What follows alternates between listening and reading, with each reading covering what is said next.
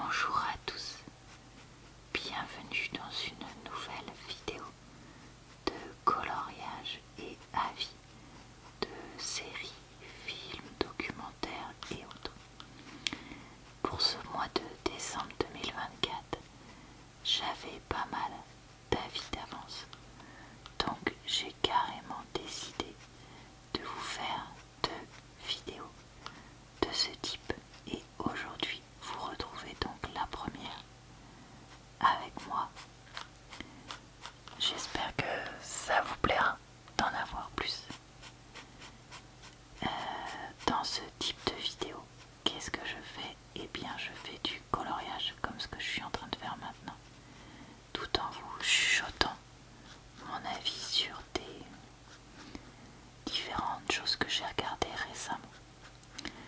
Vous pourrez retrouver en barre d'infos, commentaires épinglés et dans le i en haut de l'écran le lien vers d'autres vidéos de ce genre que j'ai déjà faites, ce qui peut être utile pour les séries, puisque comme ça vous avez mon avis sur les différents épisodes au fur et à mesure. J'essaye d'éviter les spoilers au maximum, mais bon, il y en a parfois qui m'échappent quand même, donc je m'excuse d'avance si c'est le cas. Voilà, je crois que j'ai tout dit pour cette intro, donc on est parti pour cette nouvelle vidéo. Je voulais vous parler du 2e épisode de la série Le Bureau des légendes saison 2. C'est une série que je re-regarde pour cette saison 2 parce que je l'avais regardée il y a tellement longtemps que j'avais complètement oublié ce qu'il y avait dedans. Alors, dans ce 2e épisode, on est un peu sur des changements puisque le héros va chercher à récupérer le dossier de la géologue en Iran. Et j'ai trouvé que c'était un peu facile la façon dont il le récupérait malgré ses comment dire ce plausible conflit d'intérêts, surtout pour l'époque, parce que la série date d'il y a plus de 5 ans, donc enfin voilà, je trouve que c'est un peu trop facile. Et d'ailleurs, quand on voit la géologue en Iran aller à des soirées où il n'y a pas cette censure, etc., bon, ça, pourquoi pas, mais qu'après il y ait des photos de ça qui soient faites et qui puissent éventuellement ressortir, pareil, je trouve ça un poil ridicule, parce que tu sais très bien que tu es dans un pays très complexe là-dessus. Non, tu vas pas prendre de risques, enfin voilà, je sais pas,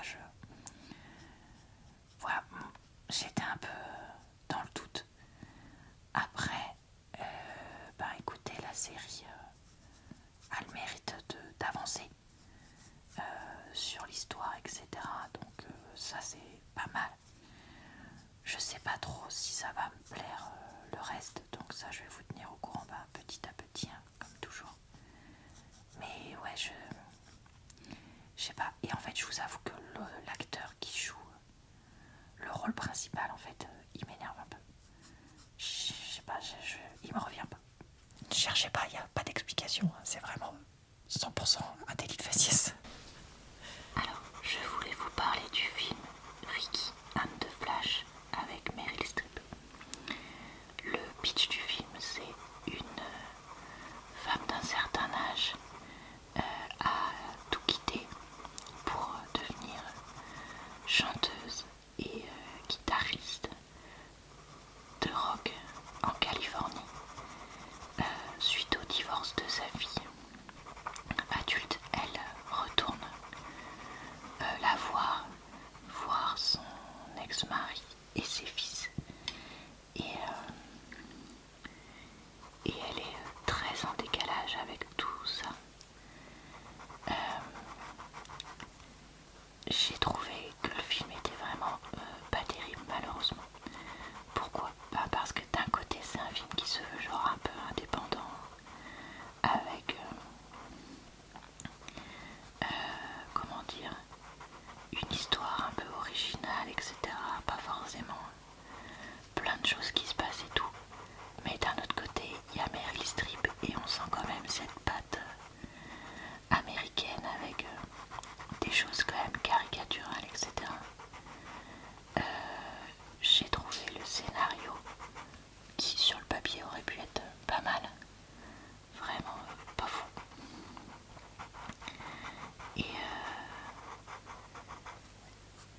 Et honnêtement, c'était plus un ennui qu'autre chose, malheureusement.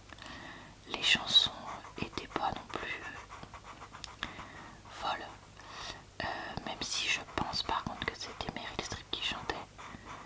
J'avais l'impression de reconnaître sa voix, donc si c'est bien le cas, bah ça par contre c'est quand même assez marrant. Mais voilà, vraiment un film que j'ai voilà, pas spécialement aimé et qui me laissera pas un souvenir impénétrable de ce que j'en ai vu. Je voulais vous parler du 5e épisode de la série The People versus O.J. Simpson, dont je vous ai déjà parlé, qui reparle de l'affaire O.J. Simpson des années 90. Dans ce 5e épisode, on repart sur le procès qui va commencer et donc on voit comment la défense essaye de continuer à jouer la carte de l'homme de couleur persécuté par la police, en changeant certaines choses dans la maison d'O.J. notamment. Et on voit comment alors je suis désolée, j'ai pas la bonne terminologie parce que j'y connais que dalle en droit. J'ai personne dans ma famille qui est, ou dans mon entourage proche qui est calé là-dedans. Mais en gros, les personnes qui représentent, enfin qui font l'accusation quoi, il y en a un qui fait une espèce de syncope avec le stress, la pression, tout ça.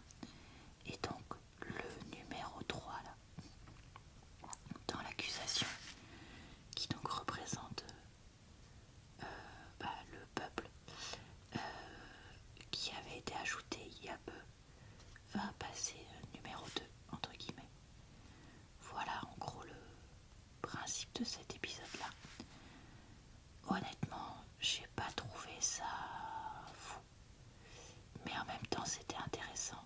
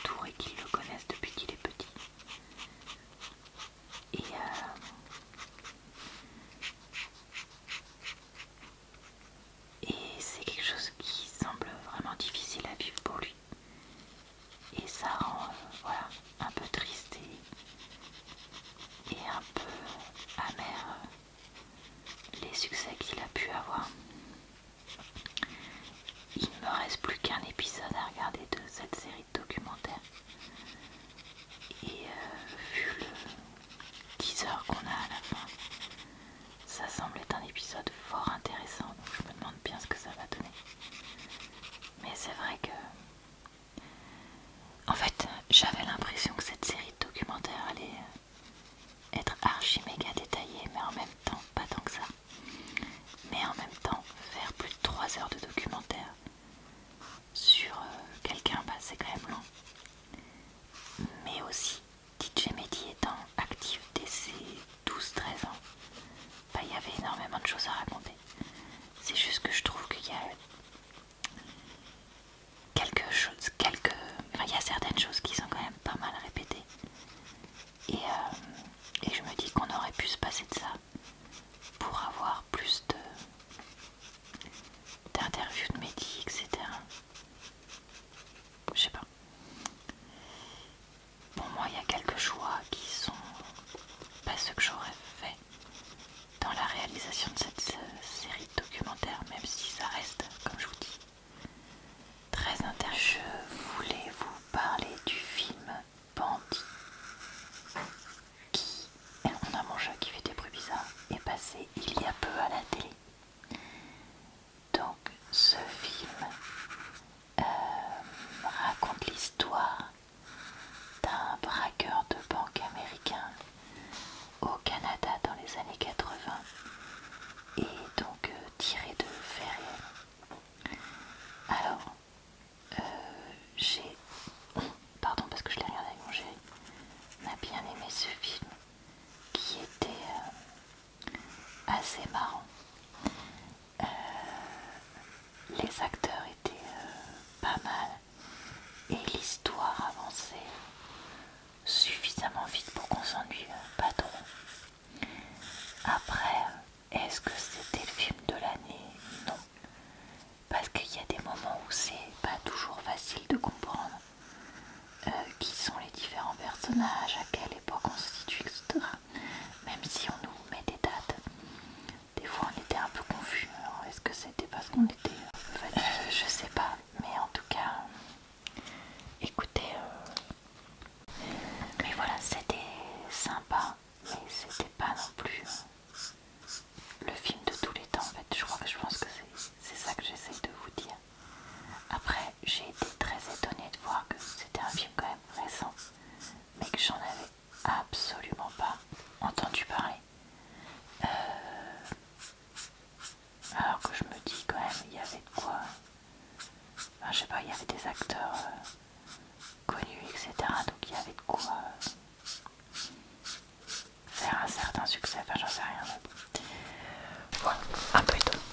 Je voulais vous parler du 5e épisode de la saison 1 d'HP que j'ai regardé donc en entier. Honnêtement, on n'avance toujours pas sur l'histoire de fond. Les histoires deviennent de plus en plus tirées par les cheveux avec des choses qu'on a déjà vues et revues dans d'autres séries. Je vais arrêter cette série. J'aime beaucoup Audrey Fleurot dedans, je trouve qu'elle joue vraiment bien. Mais son personnage est quand même un peu trop déluré. Ça fait un peu trop facile la façon dont elle résout les affaires. Les autres personnages sont quand même un peu faibles, je trouve. Donc écoutez, voilà, je préfère prendre du temps pour regarder d'autres séries que celle-là. Je suis contente d'avoir essayé. C'est sympa pour se détendre, se changer les idées. Mais ce sera sans moi pour la suite. Donc voilà, écoutez, ce sera tout pour cette série, je pense, pour le moment. À moins que je veuille reprendre un jour, peut-être. J'ai regardé un documentaire Arte un petit peu court là qui s'appelle Reportage, je crois, sur Chine, les rêves brisés de la jeunesse, qui est un documentaire assez récent qui parle de la crise économique que connaît la Chine actuellement et surtout du fait que de plus en plus de jeunes, pourtant qualifiés pour un certain nombre, ne trouvent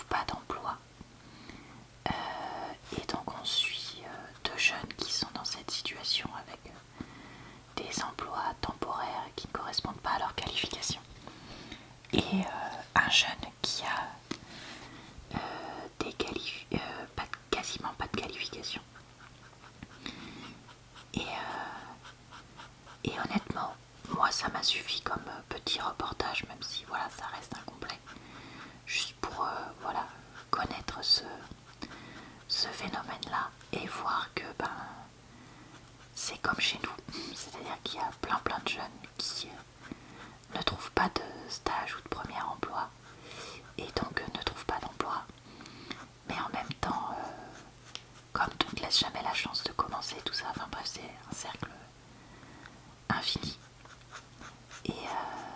Et voilà, et que ce côté-là de la Chine actuelle est complètement étouffé par le gouvernement. Donc écoutez, si vous avez envie de regarder une petite vidéo pour vous expliquer un peu les grandes idées de ça, pourquoi pas. Après, comme je vous ai dit, c'est pas non plus un reportage très complet, loin de là, donc sachez-le. Et je trouve que le titre et certains raccourcis sont faits et qu'ils auraient pu être évités. J'ai regardé le 3e épisode de la saison 1 de House of Cards. Alors c'est une série sur la politique américaine qui a maintenant quelques années et qui contient au moins un acteur accusé de choses assez graves, ou même je ne sais plus s'il n'a même pas été condamné, donc chose que je ne cautionne pas du tout. Mais en fait, ce que j'aime bien dans cette série, c'est de voir la politique, les rouages ou même d'entreprise. Et en fait, j'ai l'impression, alors que j'ai maintenant 35 ans, mais c'est le crayon que je viens d'utiliser ou quoi? Ben non, de beaucoup mieux apprécier cette série que dans mes souvenirs, parce que en fait je comprends beaucoup plus de choses dedans et je trouve l'écriture beaucoup plus intelligente, enfin je sais pas. Donc écoutez, pour l'instant j'aime bien. Je sais pas jusqu'à quand je regarderai tout ça, mais pour l'instant voilà, je trouve ça intéressant. Et dans cet épisode on a l'acteur principal qui doit retourner loin du congrès, donc dans son fief entre guillemets, pour traiter des affaires, etc. Et j'ai trouvé ça intéressant d'opposer l'équivalent d'un parlementaire à ce côté local, l'Amérique profonde, etc. J'ai regardé le documentaire Arte, Jeunes déscolarisés, je crois qu'il s'appelle, qui se passe en Allemagne, parce que ça m'avait été proposé suite à mon visionnage d'un autre documentaire. Bon, clairement, je comprends pourquoi j'avais arrêté de regarder justement ces documentaires Regard, parce que je trouve que c'est presque trop peu quoi. Enfin, ce qui est dit dedans, on va pas assez au bout des choses et ça m'énerve. En plus, je trouve que, je sais pas, les parcours qui sont présentés sont caricaturaux et partent un peu dans tous les sens, parce qu'on a certains élèves qui fréquentent une école, on va dire, spéciale, élèves qui ont été déscolarisés, mais de l'autre côté on a un travailleur social, etc. Et en fait on nous fait croire pendant une bonne partie du documentaire que oui, on va sauver tout le monde en Allemagne, dans les, je crois que c'était 6% et quelques qui nous disaient d'élèves qui sont déscolarisés, alors qu'en fait on finit par apprendre que l'école là, miraculeuse a je crois 120 candidatures pour 25 places ou un truc comme ça en fait. Donc clairement non, ça va pas marcher. Et de même le travailleur social il essaye d'organiser un repas pour intéresser les jeunes, il y en a 4 qui viennent quoi. Donc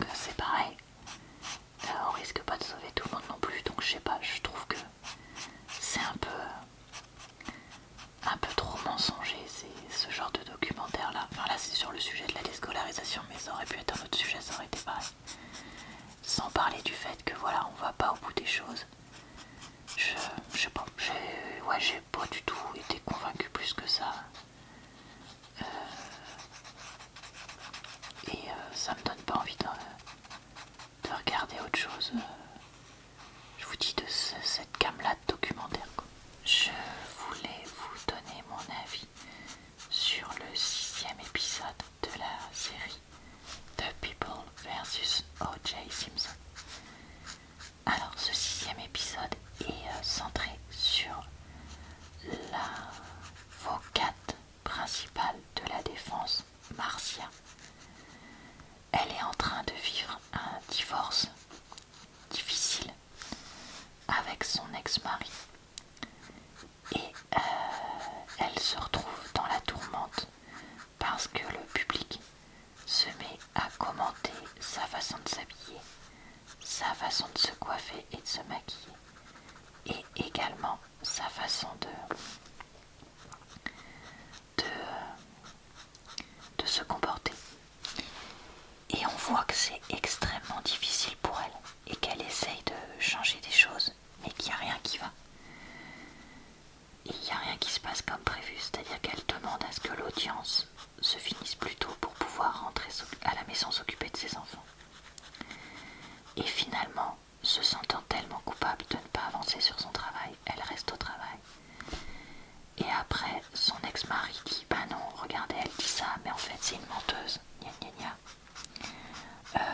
Les autres avocats font des commentaires, les avocats de l'accusé font des commentaires genre bah, va-t-on pouvoir finir l'audience ou est-ce que madame je sais plus quoi devra partir. Et j'ai vraiment ressenti beaucoup d'empathie pour elle, si ça s'est vraiment passé comme ça, parce que encore une fois les femmes, et en l'occurrence là les mamans célibataires qui doivent gérer le travail, les enfants et le reste, s'en prennent plein la tronche. Et je comprends aussi surtout, et je ressens aussi beaucoup d'empathie sur le fait de devenir une figure publique. Moi je l'ai déjà dit sur ma chaîne, je ne peux pas à cause de mon travail, mais je ne veux pas de toute façon montrer ma tête parce que justement je sais que sinon c'est la porte ouverte au jugement parce qu'on considère que tu deviens une figure publique, ce que je ne trouve pas être le cas. Et je pense que c'est vraiment très difficile pour certains et certaines d'entre nous, et même moi dans mon travail, je suis confrontée de la part des plus grands enfants à des jugements sur ma personne, ma façon d'être, etc. Et c'est pas toujours évident, et même si on les remet en place, et même si on se dit ce sont juste des enfants, etc. Des fois ça fait quand même mal, et tu te retrouves avec des trucs qui tournent dans la tête, etc. Donc voilà, j'ai plutôt bien aimé cet épisode, même si je vous disais qu'à la base le personnage de Marcia m'énervait. Finalement là, ça va, elle m'a pas gonflé pareil, et je l'ai pas du tout vécu de la même façon que les autres épisodes, comme elle était. Donc eh bien ça veut dire que je vais regarder l'épisode 6. Quelle couleur je mets? Celle-là. Regardez l'épisode 6. Non mais n'importe quoi Laura, c'est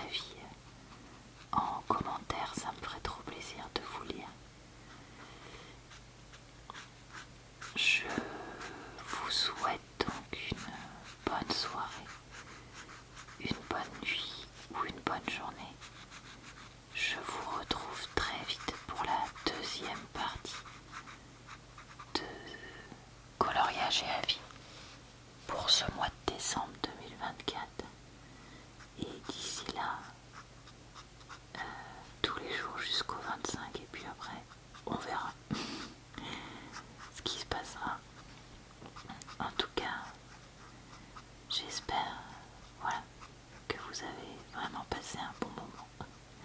Parce que moi j'adore faire ces vidéos.